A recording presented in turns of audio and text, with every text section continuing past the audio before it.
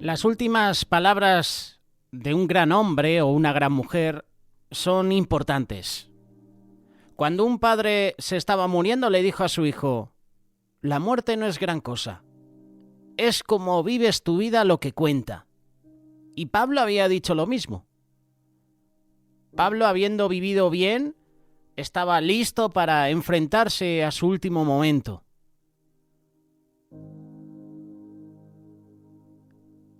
Algunas palabras que expresó Pablo se las decía a la iglesia. Y por eso, en una carta, una de esas palabras se las expresó a Timoteo.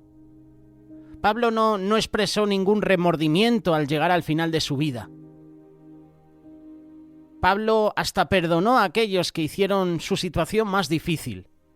Aun cuando sus días estaban contados, Pablo pensó en Timoteo y también en otros. Pablo escribió en la segunda carta de Timoteo, capítulo 4, verso 7: «He peleado la buena batalla, he acabado la carrera, he guardado la fe». ¿Te ha pasado alguna vez? ¿Has sentido esa satisfacción cuando empiezas algo y lo terminas? El éxito de una carrera es determinado, no solo por lo bien que comenzamos, sino también por lo bien que terminamos. Y si no, pregúntaselo a los atletas que durante todo el año se están presentando a diferentes competiciones. Entrenan todo el año para disputar una competición nacional, local, internacional, mundial, olímpica. Muchos atletas pueden comenzar la carrera de forma extraordinaria, pero si se tropiezan, o si se lesionan, o si no tienen la resistencia necesaria, su buen comienzo no les sirve de nada. Pablo no solo estaba contento por haber comenzado la carrera bien, él estaba contento por haberla terminado bien. Su premio era una fe fuerte, agarrada, cimentada en Dios. La vida cristiana no es fácil. Algunos asumen equivocadamente que cuando te vuelves hijo de Dios, tus luchas terminan, pero eso es un error. Muchos comienzan su andar con Cristo muy alegres, pero a medida que las presiones aumentan, se desaniman, abandonan su camino de fe. Pablo describe la vida cristiana como una batalla. Hubo momentos en que Pablo tuvo que luchar tanto que solo por su perseverancia pudo continuar. Pablo se enfrentó a la persecución, tuvo males entendidos, fue traicionado, fue amenazado de muerte. Su vida cristiana no fue fácil, pero él perseveró hasta el final. Tu fe en Dios no es probada cuando comienzas la carrera, sino más bien cuando perseveras hasta el final. Hay un versículo que dice: el que persevere hasta el final, éste será salvo. Este versículo responde también a esa famosa doctrina del salvo siempre salvo. El que persevere hasta el fin, éste será salvo. Pablo anunció públicamente su entrega a Cristo. Anunciar públicamente tu entrega a Cristo en tu iglesia no es lo mismo que una vida entera de devoción a la causa de Cristo. Pablo es un modelo a seguir. Vive tu vida de tal manera que podrás decir algún día: he peleado la buena batalla, he acabado la carrera, he guardado la fe. Esto es lo que Pablo le decía a Timoteo. Esto es lo que Timoteo decía a las iglesias. Esto es la palabra que Dios nos da en este día. En la noche antes de que Cristo fuera crucificado, Jesús oró al Padre. Cuando Jesús comenzó esta conversación con el Padre, Él habló acerca de su misión en Juan capítulo 17, verso 4. Yo te he glorificado en la tierra. He acabado la obra que me diste que hiciera. Esta es una declaración que cada creyente quisiera poder hacer al final de su vida. No hay mayor logro que completar la misión que el Padre nos ha dado. Más de 3 décadas después de que Jesús fuera crucificado, Pablo pudo hacer un comentario parecido acerca de su ministerio. He peleado la buena batalla, he acabado la carrera, he guardado la fe. ¿Estamos completando la misión que Dios ha puesto delante de nosotros? ¿Estamos siendo diligentes con respecto a nuestra tarea? ¿Estamos peleando la buena batalla? Esto no significa que no podemos cometer errores, por supuesto, todos cometemos errores. Pablo cometió muchos errores, yo cometo cada día muchos errores. Pero Pablo se arrepintió profundamente. Cuando miramos hacia atrás en nuestra vida, ¿podemos decir que hemos terminado bien? Ninguno de nosotros sabemos exactamente cuándo terminaremos la carrera. Así que si queremos estar seguros de terminar bien esa carrera, debemos de vivir bien ahora. Pablo había cruzado la meta. Él había acabado la carrera. La palabra acabado o consumado, según algunas traducciones, trae recuerdos, ¿verdad? Nos lleva directamente al Calvario donde vemos esa cruz, y en esa cruz a Jesús. Él sabía que todas las cosas habían sido consumadas. De hecho, en la cruz dijo, consumado es.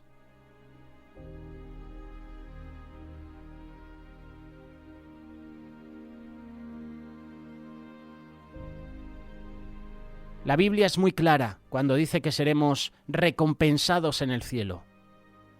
Aunque algunos cristianos se sienten incómodos con la idea de esperar recompensas, Jesús habló de ellas. A veces como un incentivo de cómo vivir. Por ejemplo, Jesús dice en Mateo capítulo 6, verso 4, «Así tu limosna será en secreto y tu Padre que ve en lo secreto te recompensará en público». En la primera carta de Corintios capítulo 3, verso 8, Pablo dice, «Y tanto el que siembra como el que riega son iguales, aunque cada uno va a recibir su recompensa conforme a su labor». La palabra recompensa aparece como 30 veces en el Nuevo Testamento. Y ese es el resultado de lo que hacemos durante nuestras vidas.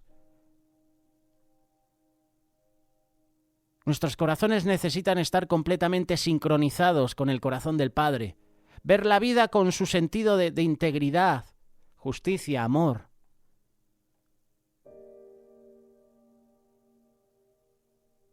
Cuando recuerdas momentos, eventos de tu pasado, ¿tienes remordimientos que deberías afrontar?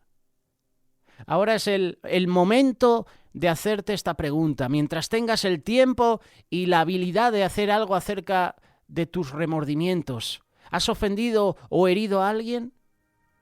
¿Has enmendado esa situación? ¿Has pedido perdón? ¿Has tratado de restaurar esa relación?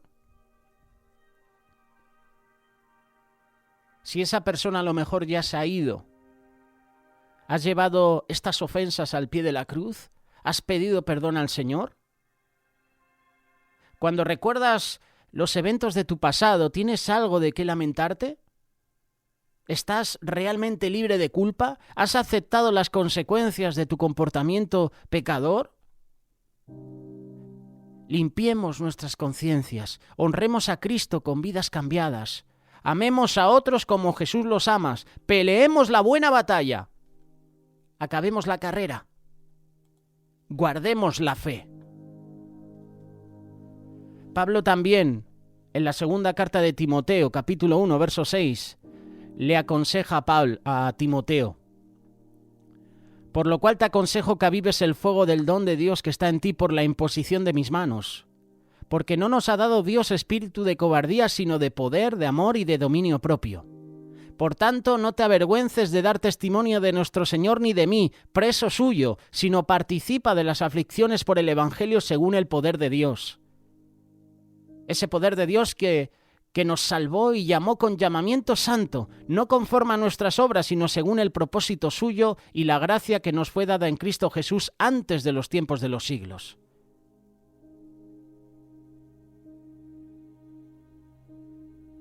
Por lo cual, asimismo padezco esto, dice el versículo 12, pero no me avergüenzo porque yo sé a quién he creído y estoy seguro que es poderoso para guardar mi depósito para aquel día. No te avergüences. Muchas veces nos avergonzamos del Evangelio y Pablo le está diciendo a Timoteo, no te avergüences de mí. No te avergüences del Señor. Da testimonio de nuestro Señor. Da testimonio mío, que en ese momento Pablo estaba preso. Participa de las aflicciones por el Evangelio. Muchas veces no queremos participar de las aflicciones del Evangelio, ¿verdad? No queremos sufrir persecución, censura. Queremos solo las bendiciones. Queremos la parte de la provisión. Pero no estamos dispuestos a pasar por ese tiempo de prueba. Ese tiempo de prueba es un proceso también de esa carrera. Y Pablo lo hizo. Pablo guardó la fe, acabó la carrera. Y hoy Timoteo nos está aconsejando también.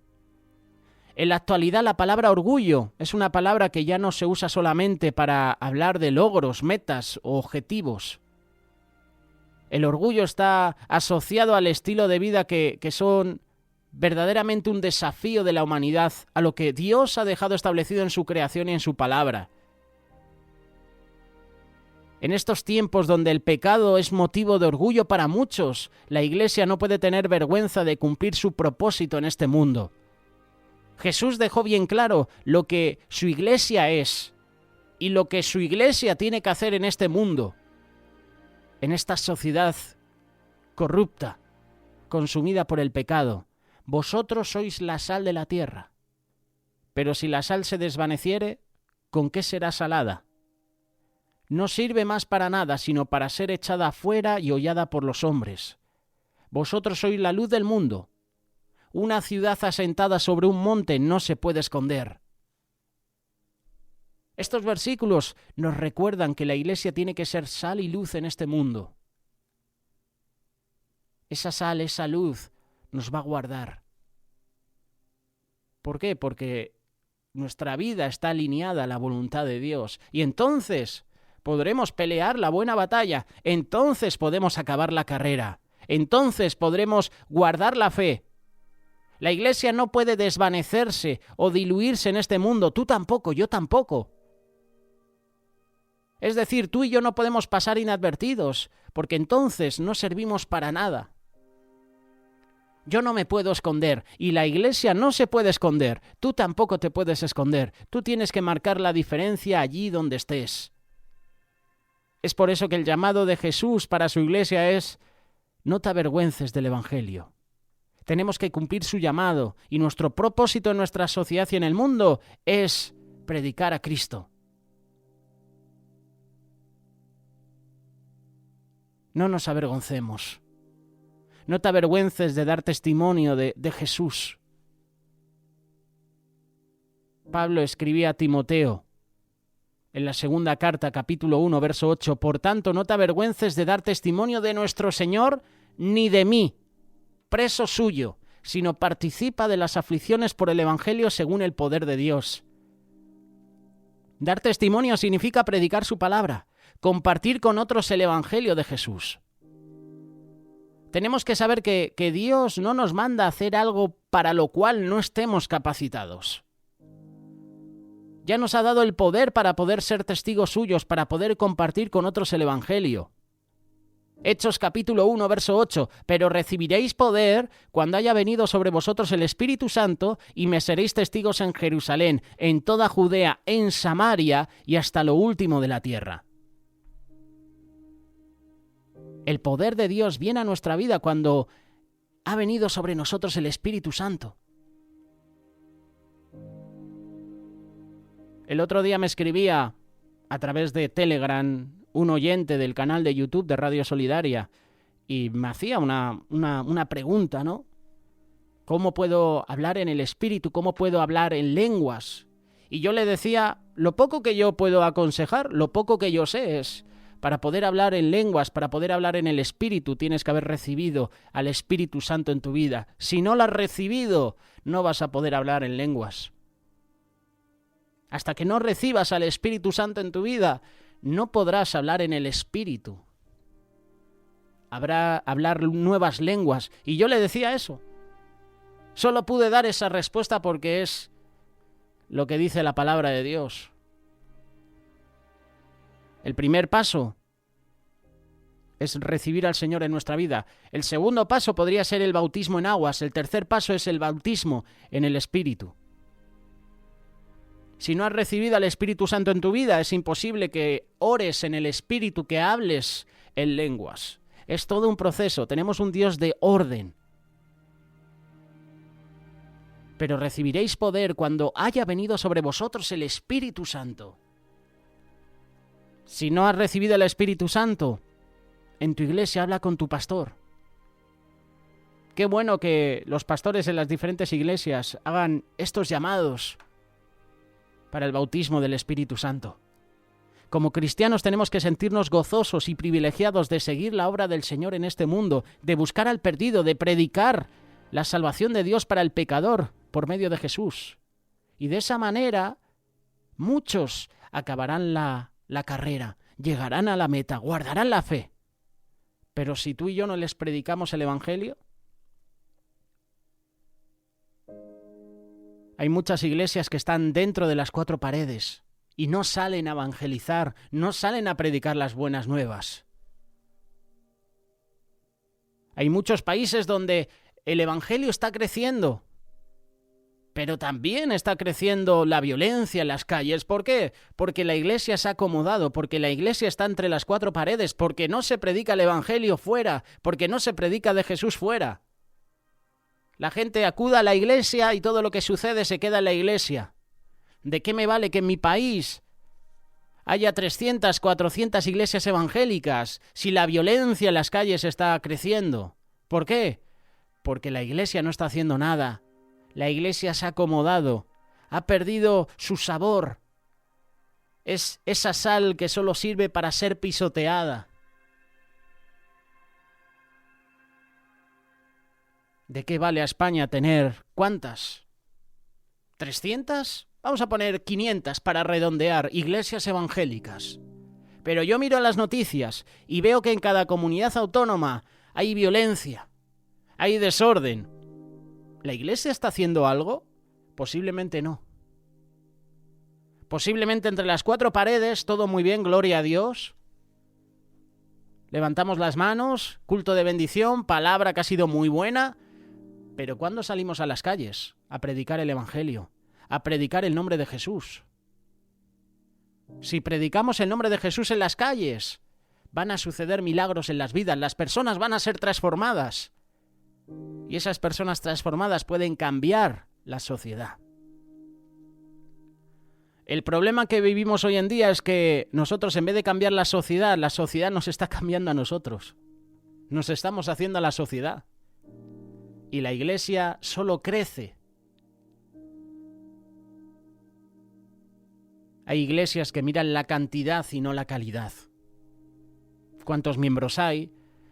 Pero de esos miembros, ¿cuántos están dispuestos a salir a las calles a predicar a Jesús? No podemos avergonzarnos de testificar a otros lo que Dios ha hecho por nosotros. Yo recuerdo con 13, 14, 15, 16 años, hasta 17, cuando vivía en el norte de España, en Vitoria-Gasteiz, que los jóvenes nos reuníamos para predicar el Evangelio. En esta época de verano, aunque si escuchas esta reflexión puede ser en invierno o en otra estación, esa es la esencia de las nuevas tecnologías, de las redes sociales, que un mensaje que se te comparte en verano, tú lo puedes escuchar en invierno. Tú lo puedes escuchar en cualquier momento. Y la palabra de Dios está viva. Yo recuerdo que en esta época de verano, en el norte, nos llamaban diferentes iglesias, Cuerpo de Cristo, y otras denominaciones también para hacer teatros. Íbamos por las calles predicando el Evangelio, hacíamos teatro y notabas ese sentir, ese mover del Espíritu. Era una bendición. A mí me ha gustado mucho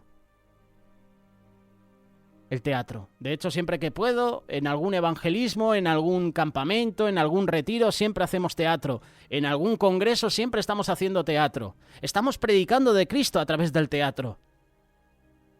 Y yo aprendí teatro viendo a otros hermanos hacer teatro.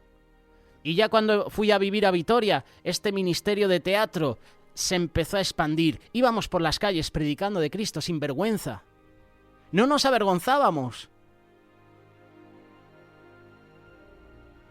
Yo recuerdo cuando hacíamos campañas evangelísticas en la ciudad donde vivía y tenía vergüenza, me daba vergüenza hablar de Cristo por miedo a que alguno del instituto me viera. Pero cuando recibí al Señor en mi vida, en un campamento, la cosa cambió. Ya no me avergonzaba. Tú y yo no podemos avergonzarnos de testificar a otros lo que Dios ha hecho por nosotros. Él ha hecho y Él hace maravillas en nuestra vida, ha transformado nuestra familia, ha restaurado nuestro matrimonio, ha perdonado nuestros pecados, ha sanado nuestras enfermedades, nos ha rescatado de nuestros malos caminos. Dice la palabra que si nosotros callamos, las piedras hablarían.